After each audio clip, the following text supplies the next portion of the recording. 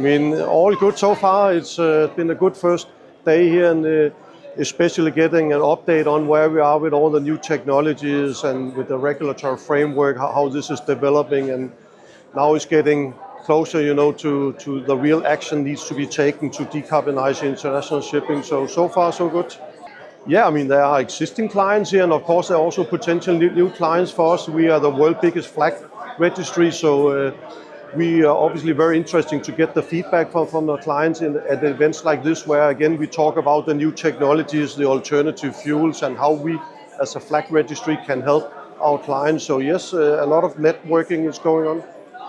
I think we always learn something new. I mean, there's a lot of repetition, of course, but a lot of updates as well, new technologies that are coming. And I think we are now moving from knowing about these technologies, but to actually also real trials of what the benefits are from some of the technologies. So yes, certainly learn something new. Yeah, I think this is now third time I attend, and I always like it because it gives a latest update where we are in the development. So yeah, I think each year it adds a new addition to it. So yes, definitely I will recommend it.